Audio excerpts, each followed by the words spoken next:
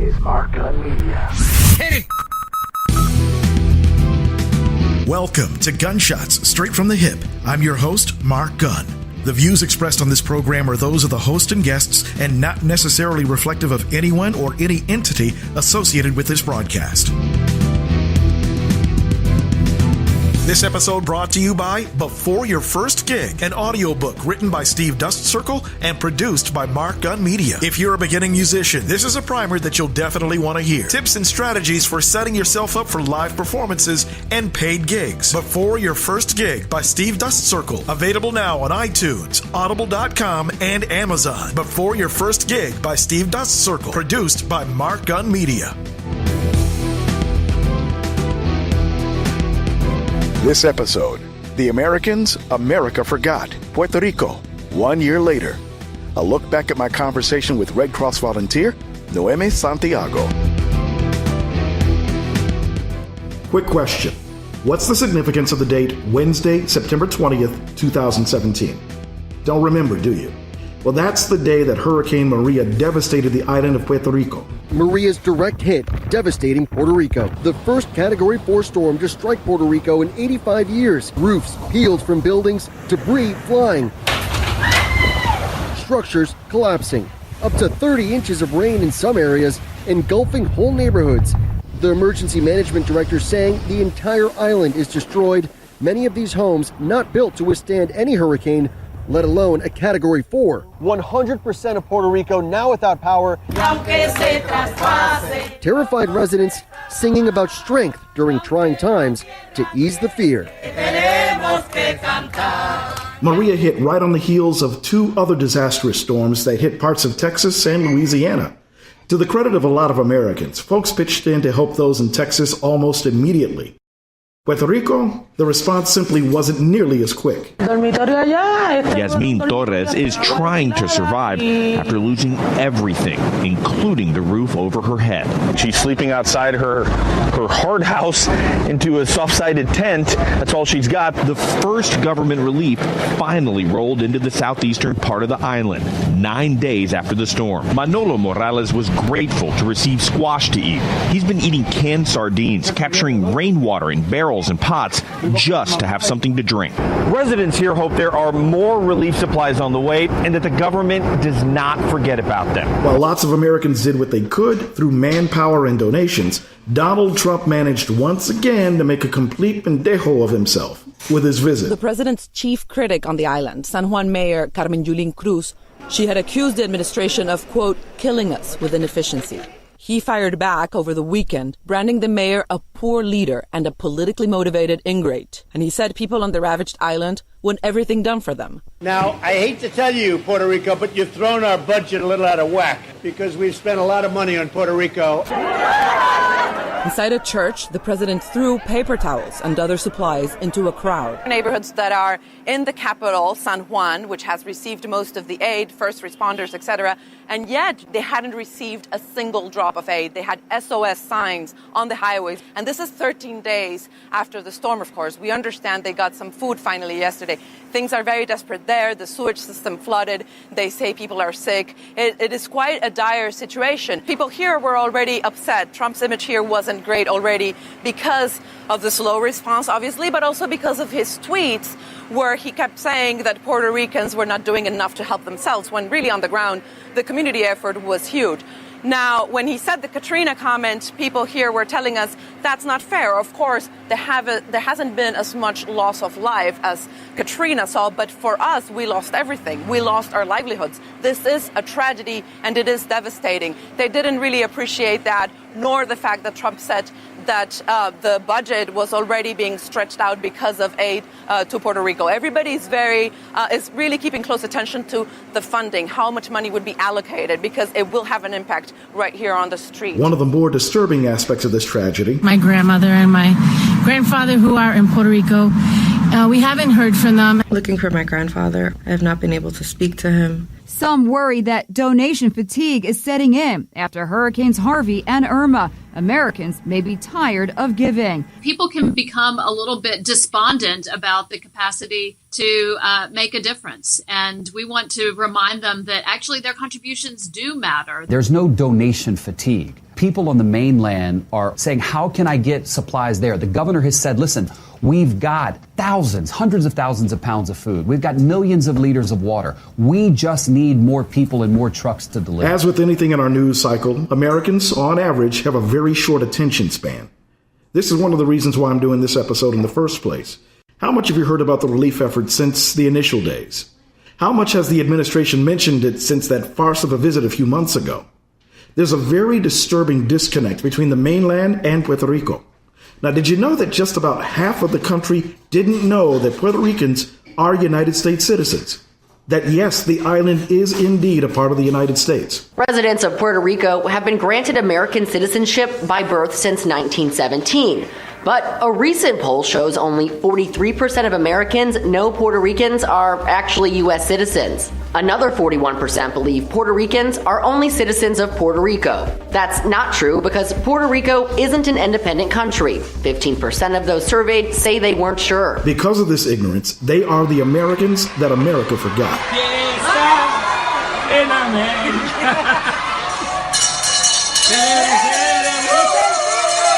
Now, the most recent bit of good news came on the 11th of this month when students and staff at Academia Bautista de Puerto Nuevo celebrated the return of electricity to their school after 112 days. Progress continues to be made, but it's painfully, agonizingly slow. Now, you've seen all of the news coverage before it fell off, right? Well, coming up, I'm going to introduce you to a young lady who has a very special connection to Puerto Rico, and we'll get a first-hand look at what's really happening right after this. If you're an advertiser, one of the most important things about getting your message out is actually standing out from the rest of the crowd. If you're listening to this program right now, this is where you'd hear your commercial. As an exclusive sponsor of Gunshots Straight from the Hip, your commercial is professionally produced and gets a longer shelf life based on your needs. Gunshots Straight from the Hip is a unique and compelling program unlike anything else in the marketplace. Episodes are available for download on iTunes, TuneIn, and MarkGunMedia.com. And depending on how you tailor your message, the potential for new and repeat customers is that much greater. Best of all, it's extremely cost-effective. If you'd like more information on how you can be a sponsor of this broadcast, call Mark Gun Media, Inc. at 502-407-0283. That's 502-407-0283. Or log on to markgunmedia.com.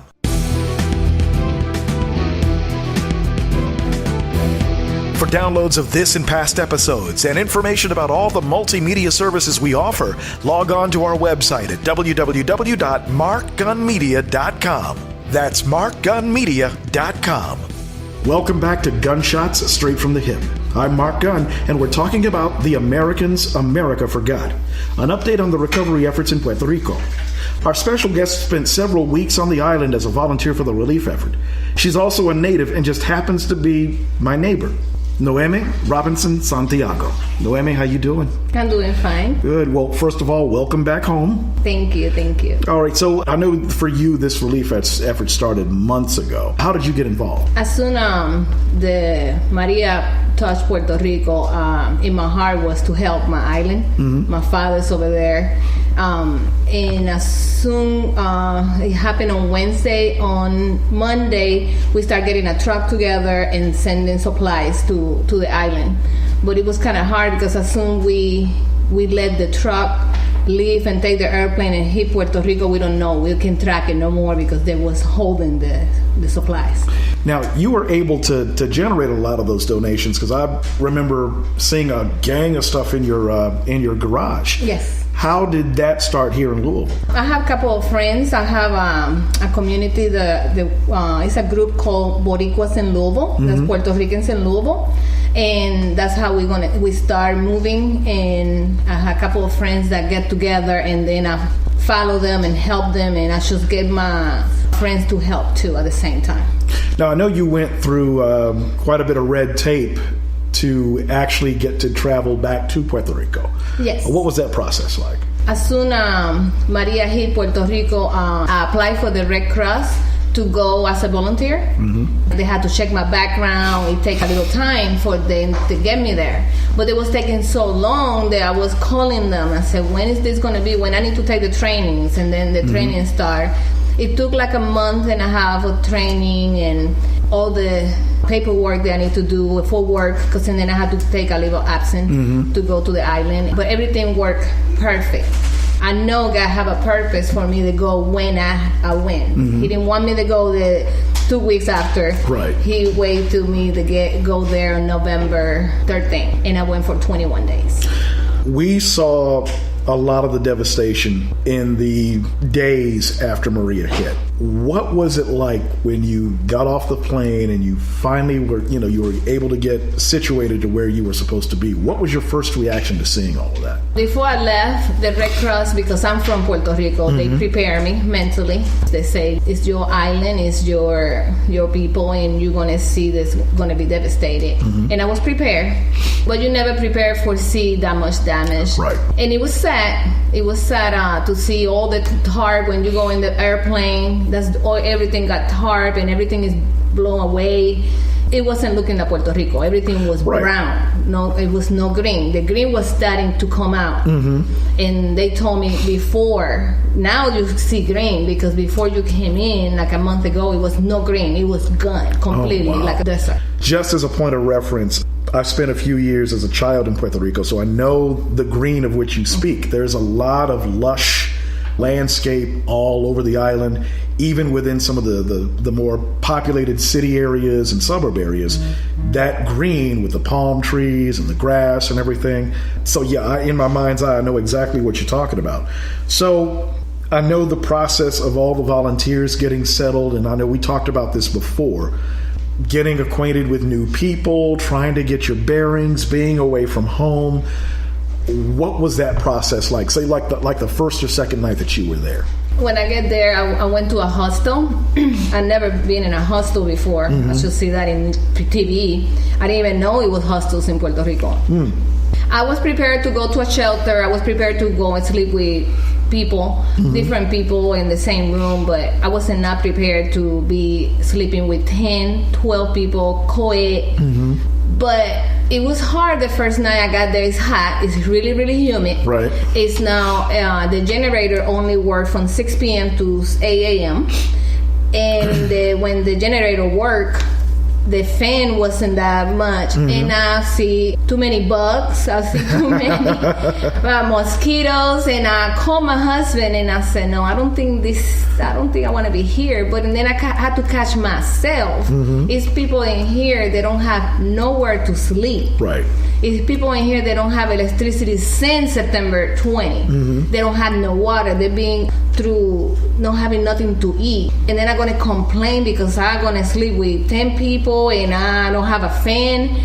But I say, I catch myself and then I need to appreciate what I have. And I came here to help. I didn't came here to complain. And from then, I started making friends. I even met somebody from Paducah, Kentucky. Then you start making this family. It's amazing. I got a big family. I got people from Hong Kong, from Connecticut, from Hawaii, California, and they are there for help just like me. And I'm there helping my people. My heart is in there. They don't have anybody in the island. They're going and acting the same way I'm acting, helping my people. All right, once again, we are visiting with Noemi Santiago, who is one of the volunteers with the Red Cross with the ongoing relief in Puerto Rico. Now, you talked about electricity. One of the big things that everybody was covering was the fact that for months, there's been no electricity. You mentioned generators as well. During the day, okay, there's, you've got daylight, you're able to function, you're able to do whatever you can do to help people out. And you said that the generators were running from 6 p.m. to 8 a.m. So you had that noise to contend with at night. And you talked about getting this family of other volunteers. One of the stories that I heard, and this speaks to the spirit of Puerto Ricans, of Boricuas, is that there would be, in the midst of all of this tragedy, you would hear singing. When I went over there, I went to help, and I went over there to energize them. I went over there to support them. And then all of a sudden, I see myself getting energized by them. There was no electricity, but the music kept going. They do the parranda because, in Puerto Rico, I got there November 13th, and as soon the Thanksgiving's over, the Christmas start. Right. You see lights with generators. There wasn't a lab, but they plugged something. Right, Christmas is here. I went to my friend's house on Thanksgiving. That was one of the hardest days because I didn't have my family with me. I went and visited different of my friends that day. Like that, I keep myself busy. And they have all this food. They have they have a stove, a gas stove, and the families together. They have instruments. They don't need no electricity to be happy. Right. And they told me my family is sitting in the table together because the kids don't have all these games. Right. It's no phones. The kids are playing outside. You don't see that no more. Right. And it was so amazing to see the kids with the ball outside. It's no electricity. It's hot, but they're having fun. It was a struggle, but they look for the good of that. So they were looking for the right side. Yes. And with kids playing outside and a lot of familial togetherness. So those are two of the good things that came out of it. Now I know there were some difficulties in getting supplies to people that need it. I know on the larger scale, you had lots of supplies that were ready to roll, but the last thing that I heard, and this was maybe a couple of weeks ago, that there weren't enough truck drivers to deliver those supplies. Tell me about trying to reach people in some of the further reaches of the island, the ones that weren't in the suburbs, the ones that were out further in the island. I know there was some difficulty there, correct? Yes, it was. At the beginning, it was really hard. It wasn't no way let the people know that they need driver because there's no electricity, there's no signal for the cell phone. You can call anybody.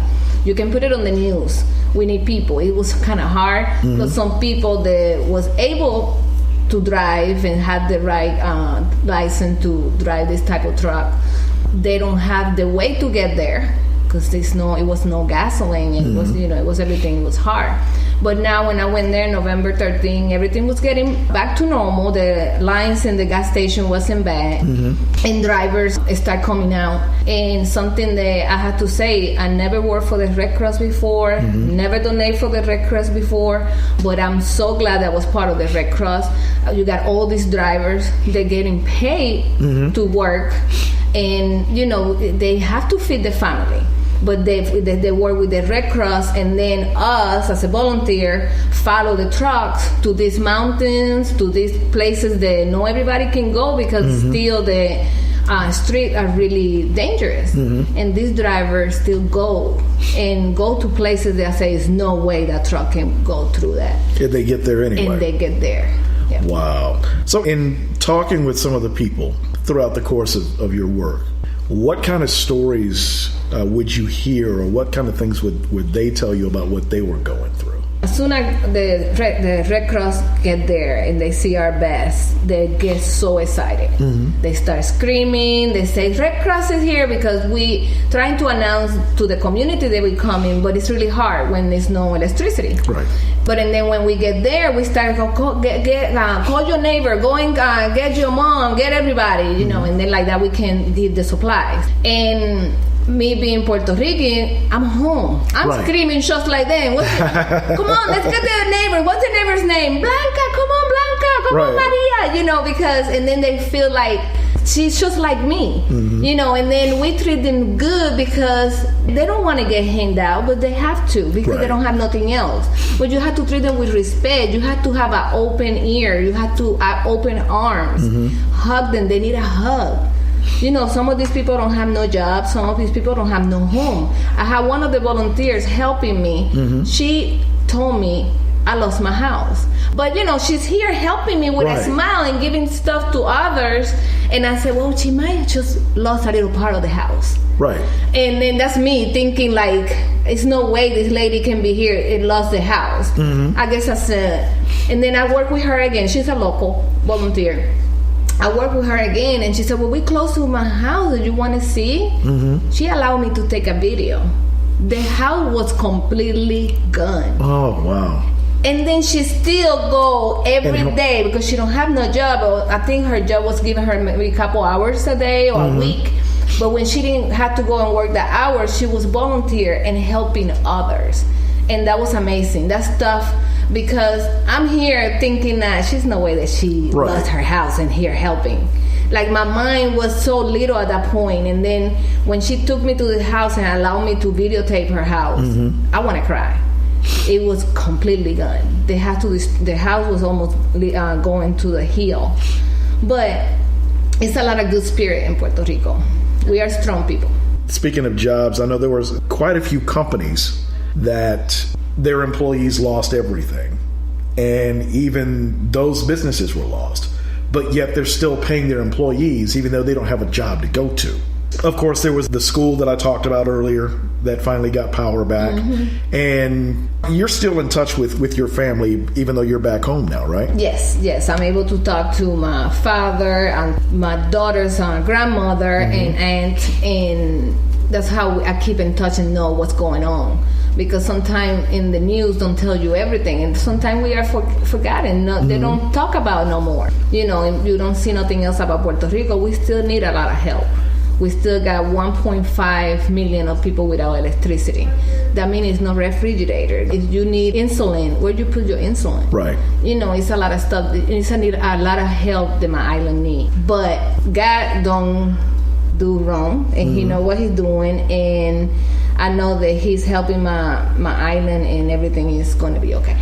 And out of that 1.5 million people you talk about, you have to realize that Puerto Rico is a population of roughly 3 to 3.5 million people. Yes. Even though that may seem to be a lot of people, the island is spread out enough to where it doesn't seem to be very crowded. Even though I'm seeing pictures and I even saw some of the videos that you posted while you were there, still trying to wrap my head around all of the destruction that was there, because in my mind's eye, I'm seeing the Puerto Rico that I remember. And I'm sure at different points you were seeing the Puerto Rico that you remember. You talked about help still being needed. I do know that drivers are still needed in some aspects. You've got supplies that still need to get up and running. Do you know if the Red Cross is still looking for any sort of volunteers or any other organizations that you may know of that people can contact to try to help out still? Yeah, Red Cross still helping Puerto Rico. You can donate. You still can go if you want. If you need to go and volunteer. You have to be 21 days. A regular deployment is 2 weeks, but because it's in the island, it has to be 21 days, and it's kind of hard to do. But even if you donate, you do, and you're making a difference, because Red Cross is paying for this gas, for the truck to have gas to go to the mountains, to go to the cities where people can be reached.